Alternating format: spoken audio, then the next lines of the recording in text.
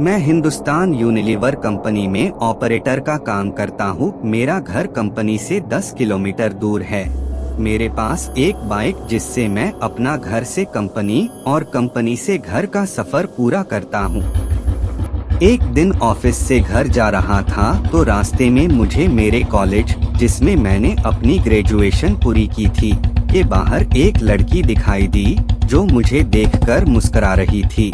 मैंने उसे टालते हुए मैं घर की ओर निकल पड़ा। दूसरे दिन फिर वही लड़की मुझे उसी जगह पर दिखाई दी। वो भी मुस्कुरा रही थी और मैं भी मुस्कुराता हुआ निकल पड़ा। मुझे उसकी प्यारी से मुस्कान से प्यार हो गया था, लेकिन कभी रुकने की कोशिश नहीं की।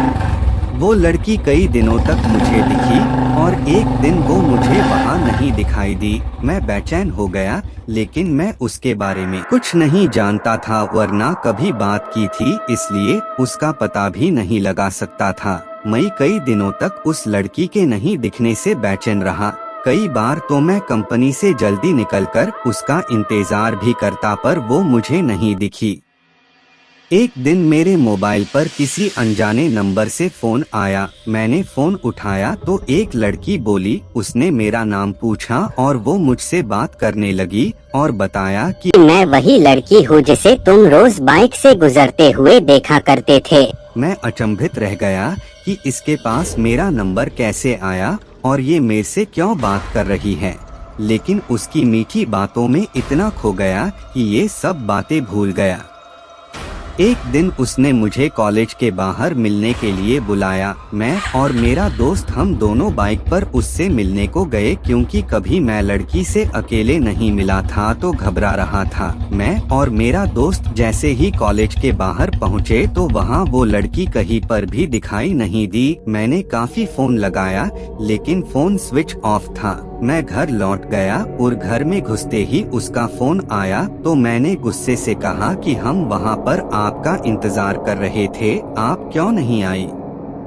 तो उसने कहा कि तुम अपने दोस्त को क्यों साथ लेकर आए थे, मुझसे अकेले मिलने आना।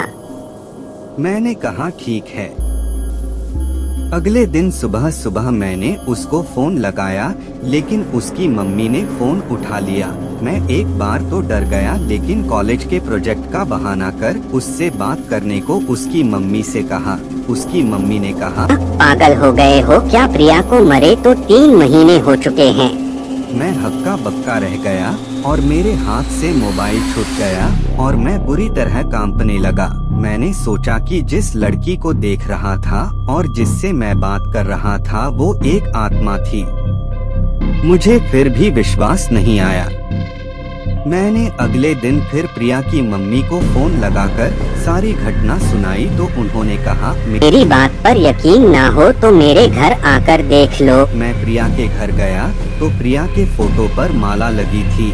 उसकी माँ ये घटना सुनकर भावुक हो गई, लेकिन उस दिन से मैंने अपनी वो सिम निकालकर फेंक दी और नए नंबर ले लिए और फिर कभी फोन नहीं आया। लेकिन आज भी मैं अनजान नंबर से अक्सर सहम जाता हूँ। मित्रों, अगर आपको मेरी आप बीती पसंद आए तो शेयर जरूर करें। ये कहानी मैं प्रिया को समर्पित करता हूँ और IGS को धन्यवाद देता हूँ कि उन्होंने मेरी आप बीती को आप लोगों तक पहुँचाया।